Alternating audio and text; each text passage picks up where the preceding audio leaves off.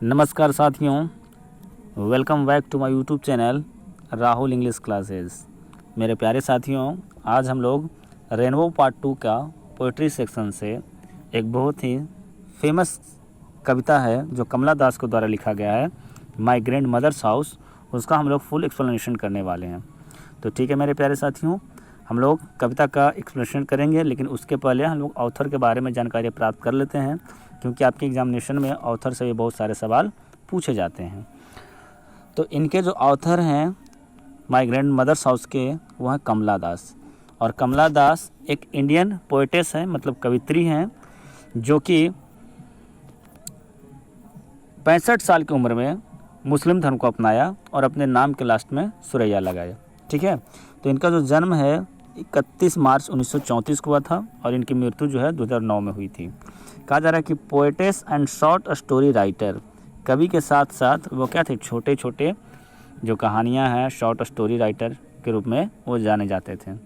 Has earned A respectable place in both English and Malayalam literature, उन्हें earn किया मतलब अर्जन किया, प्राप्त किया, रिस्पेक्टेबल प्लेस मतलब एक सम्मानजनक स्थान, both English and Malayalam literature, मतलब लिटरेचर का मतलब होता है मेरे प्यारे साथियों साहित्य, और मलयालम जो आपका लिटरेचर है वो केरला से रिलेटेड है। तो आप समझ सकते हैं कि आपका जो कमला दास जो कवित्री हैं वो केरल स्टेट से बिलोंग करते हैं और एक इंडियन कवित्री के रूप में जाने जाते हैं। और इन्होंने इंग्लिश लिटरेचर के साथ साथ मलयालम जो आपका लिटरेचर है, दोनों में उन्होंने एक सम्मानजनक स्थान अपनी कृति से पाया। ठीक है मेरे प्यारे साथियों, her autobiography published in 1976 created quite a stir. Biography और ऑटोबायोग्राफी, बायोग्राफी का मतलब होता है कि मेरे ज़िंदगी के बारे में कोई अगर और लिखता है या फिर किसी की ज़िंदगी के बारे में कोई और लिखता है, दैट इज़ कॉल्ड बायोग्राफी।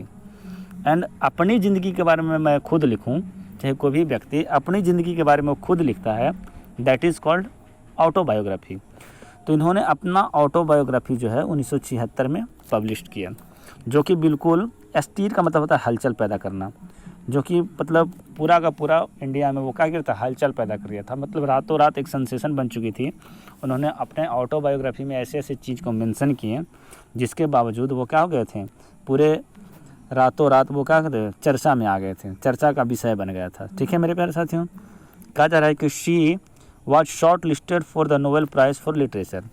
कहा जा रहा है कि यह शॉर्ट लिस्टेड भी हुई थी नोबेल प्राइज़ के लिए। आपको पता है कि नोबेल पुरस्कार जो है आपके साहित्य के क्षेत्र में भी दिया जाता है, तो उसमें वो क्या हुई थी, शॉर्ट लिस्टेड हुई थी।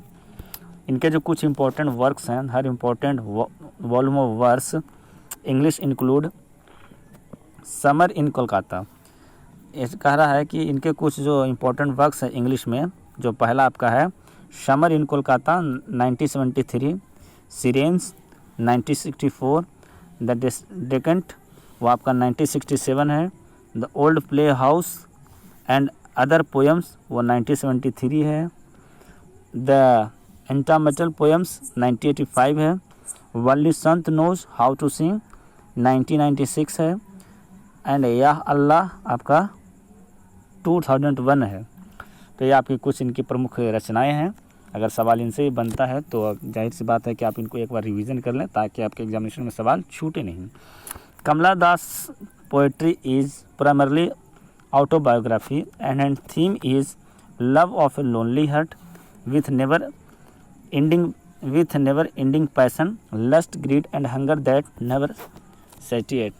कहा जा रहा है कि इनके साथ एक घटना घटती है कि जब इनका शादी होता है तो शादी के कुछ दिनों बाद, कुछ वर्षों बाद इनको पति से तलाक हो जाता है, वो फिर अकेले ज़िंदगी गुजारती है। तो इनका जितना भी ऑटोबायोग्राफी यानी खुद के द्वारा लिखी गई जो कविताएं हैं उनमें वो जिक्र करते हैं, तो जिक्र करते हैं इन सब तमाम चीज़ों का, जैसे लोनली हार्ट, वो प्यार के बारे में बोलते हैं कि प्यार एक ऐसा पैसन है जो कभी भी ख़त्म नहीं होता, कभी भी संतुष्ट नहीं होता, वो उसका जो हमेशा जो मतलब यहाँ पे लस्ट का मतलब होता है वासना, तो ये सब सारी चीज़ें वो क्या हमेशा बना रहता है।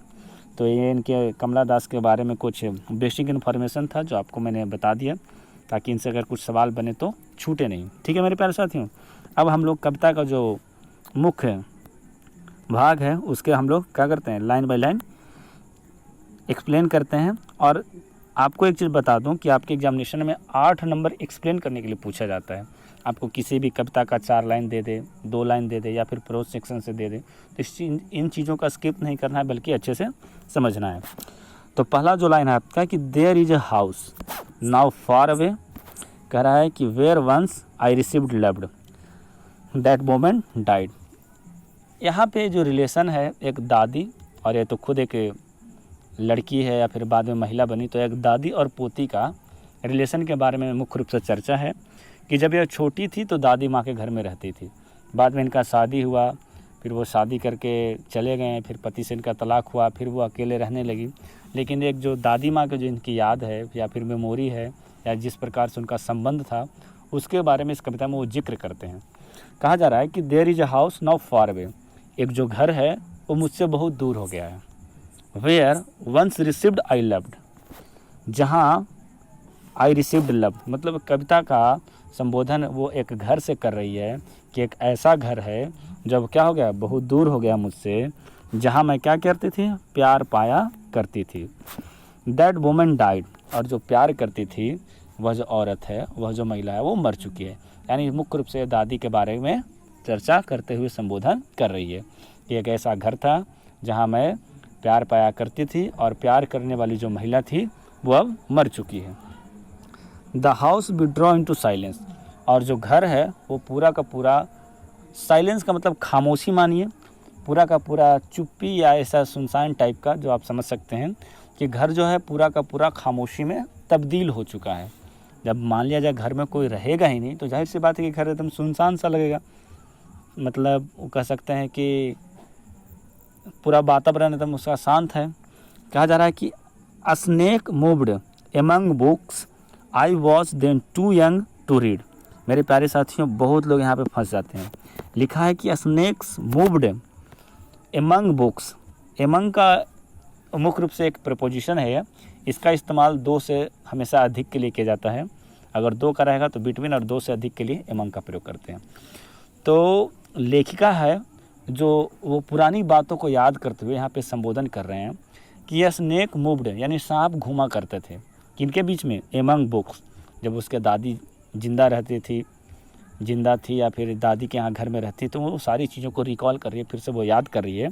तो उसी घटना को याद करते हुए कहती है कि स्नेक मूव्ड एमंग बुक्स, सांप जो है वो किताबों के बीच में क्या करता था, घूमा करता था।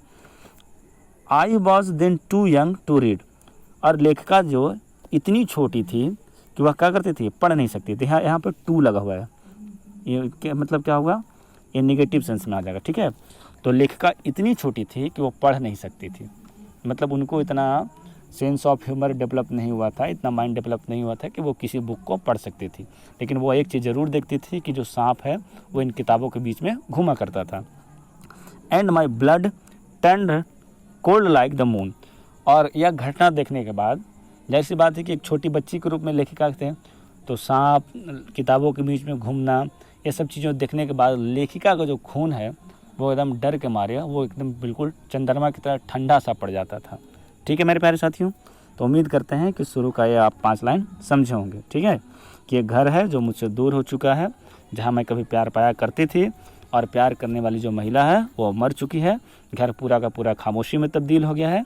उसी घर में किताबों के बीच में सांप घुमा करता था, और मैं बहुत छोटी थी जो कि इन किताबों को पढ़ नहीं पाती थी, और वह जो नज़ारा है सांप का जो किताबों के बीच में घूमता था, उसको देख के वो डर से या फिर जिस कंडीशन में वो उस सिचुएशन से गुजर के वो कहा जाता था, उसका जो ब्लड है बिल्कुल चंद्रमा की तरह ठंडा पड़ जाता था। तो ये आपका स्टार्टिंग का 5 लाइन का हिंदी था। इसके बाद एक घटना है कि how often think of going, यह जो बाद में जब अकेले गुजारती है अपनी ज़िंदगी पति से तलाक के बाद, तो इनके मन में एक चीज़ चलता रहता है कि क्यों ना जाया जाए दादी के घर में। तो कहता है how often I think of going there. लेखिका संबोधन करती कि ना जाने मैंने वहाँ कितनी बार जाने के लिए सोची। और to Pir through blind eyes of the window, पीर का मतलब होता है निहारना। यहाँ पे ब्लाइंड आइज ऑफ विंडोज़ है, यहाँ पे ब्लाइंड आइज ऑफ लेखिका नहीं है, पोएटेस नहीं है, या ब्लाइंड आइज ऑफ विंडोज़ है। मतलब संबोधन इस तरह कर रही है कि अगर कोई व्यक्ति अपने घर में रहता है तो जाहिर सी बात है कि अगर खिड़की खुलेगी तो वहाँ पे जो मतलब देखने का जो मतलब सीनेरियो होगा वो स्पष्ट होगा।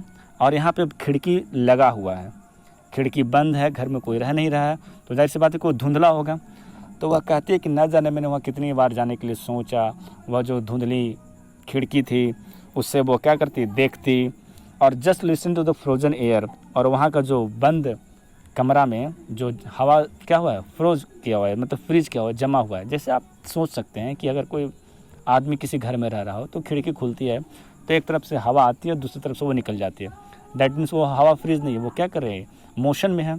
तो लेखिका करे कि यहाँ पे क्या है, पूरा का पूरा घर जो है खिड़कियों से पैक है, बंद है, पूरा का पूरा हवा जो है उस कमरे में समाहित है, तो वो क्या हो, बिल्कुल जमा हुआ है। तो लेखिका के मन में आता है कि मैं वहाँ जाने के लिए सोचती है, वो सब नज़ारा धुंधली खिड़कियों के अंदर से वो देखना चाहती है, साथ में वो जो फ्रीजन एयर है, जो जमा हुआ एयर है, उसको सुनना चाहती है, just listen to the frozen air. और इन वाइल्ड डिस्पियर, अब लेखिका क्या है, तलाक के बाद वो ज़िंदगी गुजार रही है तो एक प्रकार का घोर निराशा है। Peak and armful darkness to bring here to lie behind my bedroom's door like a brooding dog. इस पूरा 4 लाइन का हिंदी आप बिल्कुल अच्छे तरीके से समझिएगा। लेखिका जो है पूरा का पूरा वो क्या है, निराशा में है। उसके मन में एक ख्याल आता है कि अब घर में तो कोई रह ही नहीं रहा है, लेकिन ऐसा भी हो कि उसी जैसे एक कहते हैं ना कि डूबते का तिनका सहारा, या फिर वो कोई नहीं है तो वो क्या तन्हाई में ही ज़िंदगी का करना गुजारना चाहता है अच्छे से। तो वह एक प्रकार का लेखिका के लिए तन्हाई है, एक प्रकार का वो पूरा का पूरा क्या है, डार्कनेस है उसके ज़िंदगी में। तो वो जिस जगह पे रहती थी बिहाइंड बेडरूम, वहाँ से जो सामने में वो जो उसको डार्कनेस महसूस हो रहा है, जैसे कह रहा है कि पीक एंड आर्मफुल डार्कनेस, वो उसके मन में कहते चलो भाई क्या करें, थोड़ा सा डार्कनेस ही उस दादी माँ के यहाँ से उठा के ले आए बिहाइंड माई बेडरूम डोर। जो उसके बेडरूम था उसके डोर से मतलब उसके बेडरूम के डोर के पीछे जो एक प्रकार का परछाई या फिर बंद खिड़की से जो भी आप कह सकते हैं कि डार्कनेस जो है, वो लेखिका के मन में एक ही सवाल आता है कि चलो भाई कुछ नहीं सही तो वहाँ से कम वो डार्कनेस से उठा के ले आते हैं। यहाँ पे एक तुलना के दिए हैं कि लाइक ब्रूडिंग डॉग, यहाँ पे कोई कुत्ता नहीं है मेरे प्यारे साथियों, ऐसा नहीं समझना है कि वो वहाँ पे कोई कुत्ता है और जिससे वो क्या बातें चीतें कर रही है, ऐसा नहीं है। ब्रूडिंग का मतलब होता है विचार मग्नशील, है ना। तो लेखिका भी बिल्कुल अकेले तन्हाई में जी रही है, घोर निराशा है, उसके मन में आता है कुछ नहीं तो दादी माँ के यहाँ जो बिताया हुआ पल है उसी को क्या करें, बाहों में समेट के लेके चले आएँ। जैसे एक विचार मग्न कुत्ता क्या होता है, वो सोच में डूबा बैठा रहता है। तो जस्ट इसी सब चीज़ को मेंशन करते हैं कि ना जाने कितनी बार जाने के लिए वहाँ सोचा, वहाँ जाता मैं, जो धुंधली खिड़कियाँ थी उससे मैं अंदर का नज़ारा देखता, वहाँ की जो हवाएं जो आपका फ्रीज हुआ है पूरा का पूरा जमा हुआ है, एक जगह बंद हुआ है, उसको मैं सुनता। और उनके ऊपर क्या है, घोर निराशा है।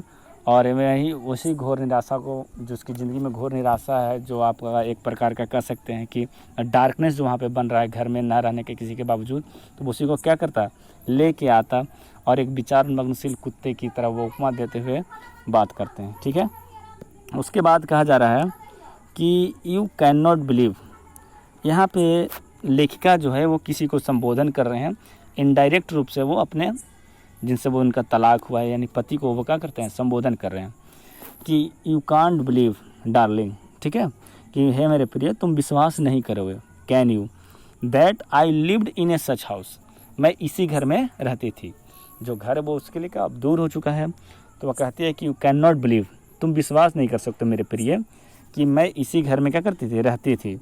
And was proud and loved, और वो क्या प्राउड फील करती थी और उससे लोग प्यार करते थे। यह हमारा जो आपका इंडियन का जो समाज है वो बिल्कुल क्या है, पितरात्मक समाज जिसको कह सकते हैं, father based male dominating society या कंट्री कह सकते हैं, जहाँ पे महिला को अपने पति के साथ ज़िंदगी गुजारना पड़ता है। तो एक जो रिलेशन होता है लड़की का शादी के पहले, वो अपने मायके में बिल्कुल वो अपना घर के समान वो रहती है, लेकिन जब शादी हो जाता है तो वही घर उसके लिए पराया हो जाता है और पति का घर अपना हो जाता है। तो यही सब सारी चीज़ को वो पति को संबोधन करते हुए डायरेक्ट पर लिखती है कि आप विश्वास नहीं कर सकते कि मैं इसी घर में रहती थी, प्राउड फील करती थी, लोग मुझे प्यार करते थे। आई हु हैव लॉस्ट, जो कि मैं क्या खो चुकी हूँ, my way and beg now a strangers door to receive love at least in a small change. लेखिका यहाँ पे कहती है कि बहुत बड़ा एक संदेश देती है कि मेल डोमिनेटिंग सोसाइटी में क्या होता है, शादी के पहले जो लड़की है वो अपने घर जहाँ भी रहती है मायके में, तो वो बड़ा एक फ्रीडम के तौर पर रहती है, और जब शादी के बाद वो चली जाती है तो उसका ही घर पराया हो जाता है। तो ये चीज़ को मेंशन करते अपने पति को कहती है। तो बाद में जब शादी हो जाता है किसी भी लड़की को, तो वो अपना अधिकार मुख्य रूप से खो चुकी होती है। लेकिन अब हम लोग शिक्षित हो रहे हैं, सब चीज़ों को समझ रहे हैं, तो बहुत अच्छी बात है। तो कहता है कि I who have lost my way, जो मेरा रास्ता था वो क्या मैं बिल्कुल खो चुका हूँ, वह जो घर था उसमें मैं पूरा का पूरा अधिकार खो चुका हूँ। And now wake to standers door to receive love at least in a small change. कहता है कि अब मुझे थोड़ा सा प्यार पाने के लिए, है ना, इस तन्हाई में थोड़ा सा प्यार पाने के लिए मुझे अजनबियों के द्वार पर भटकना पड़ता है। तो इनके लिए क्या एक छोटा सा चेंज हो गया था, बदलाव हो गया था। तो यही मेरी कविता है मेरे प्रिय साथियों। उम्मीद करता हूँ कि आप बिल्कुल सही तरीके से समझे होंगे, और लाइन बाय लाइन में क्या किया, आपको पूरा का पूरा हिंदी में एक्सप्लेन करके मैंने आपको समझा दिया। इसके बाद आपका वीडियो जो है ऑब्जेक्टिव क्वेश्चन का आएगा, समरी का आएगा, और शॉर्ट क्वेश्चन आंसर का भी आएगा। तो जो मेरे साथी पहली बार इस चैनल से जुड़ रहे हैं, कृपया इस चैनल को सब्सक्राइब कर लें। और आज तक इतना, मिलते हैं अगले वीडियो में, तब तक के लिए जय हिंद।